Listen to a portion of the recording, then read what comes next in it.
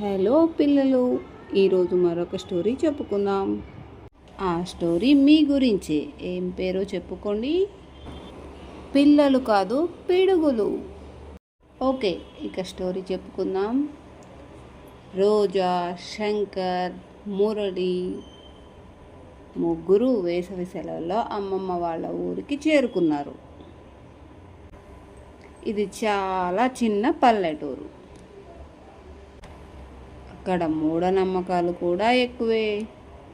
ఊరికి దూరంగా ఒక పెద్ద పాడుబడిన మేడ ఉంది. చీకటి పడితే చాలు ఎవరూ ఆ మేడ దగ్గరికి వెళ్ళేవారు కాదు. అందులో దయ్యాలు ఉన్నాయని ఆ ఊరి వాళ్ళ భయం. చీకటి పడితే చాలు ఆ మేడలో నుంచి నక్కల అరుపులు, ఆడవాళ్ళ ఏడుపులు వినిపించేవి. అలానే తెల్లని ఆకారాలు తిరుగుతూ కనిపించేవి.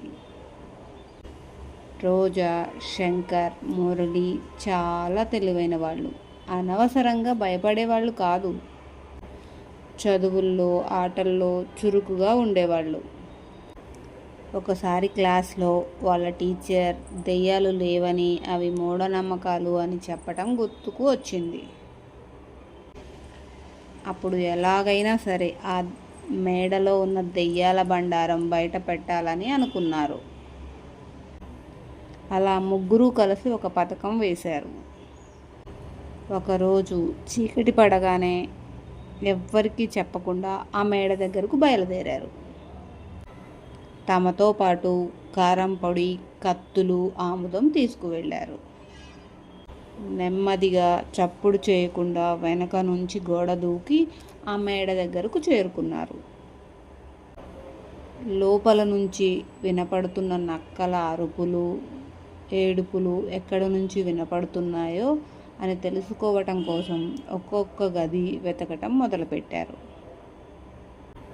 చివరికి ఒక గదిలో ఒక సెల్ ఫోన్ నుంచి ఆ అరుపులు రావటం గమనించి ఓహో ఇదా సంగతి అనుకున్నారు. చీకటిలో ఒక మూల దాక్కొని అక్కడ ఎవరైనా ఉన్నారా అని గమనించసాగారు. అలా కొద్దిసేపు చూసిన తరువాత ఎవరివో మాటలు, అడుగుల చప్పుళ్ళు వినిపించాయి. తొంగి చూశారు. ఊరి పెద్ద కనిపించాడు. అతని వెనుక తెల్లని బట్టలు వేసుకున్న కొంతమంది ఏవో పెట్టెలు తెచ్చి బయట పెడుతున్నారు. కాసేపటికి ఒక లారీ వచ్చి అక్కడ ఆగింది. ఆ పెట్టెలన్నీ ఆ లారీలోకి ఎక్కించి వాళ్ళు లోపలికి వెళ్ళారు. మురళి నెమ్మదిగా పాకుతూ లారీని చేరుకున్నాడు. అక్కడి పెట్టెల్లో బాంబులు, తుపాకులు ఉండటం చూసి ఆ విషయాన్ని మరలా వెనక్కు వచ్చి రోజాకు, శంకర్కు చెప్పాడు. అప్పుడు రోజాను పోలీసులను పిలుచుకురమ్మని పంపించారు. శంకర్, మురళి చేతులకు బాగా ఆముదం పూసుకున్నారు. శంకర్ లారీ పక్కకు చేరుకొని నెమ్మదిగా అన్ని టైర్లలో గాలి తీయటం మొదలుపెట్టాడు. ఇంతలో లోపలి నుంచి వచ్చిన ఒక అతను పెట్టెను లారీలో పెట్టబోతుండగా శంకర్ను గమనించాడు. శంకర్ చేతులను పట్టుకొని ఎవరురా నువ్వు అనేలోపు శంకర్ చేతిని లాక్కున్నాడు. అది ఆముదం ఉండటం వలన వెంటనే జారిపోయింది. జేబులో ఉన్న కారం అతని కళ్ళలో కొట్టాడు. అంతలో కళ్ళు మంటెక్కిన వాడు మంటతో అరవటం మొదలుపెట్టాడు.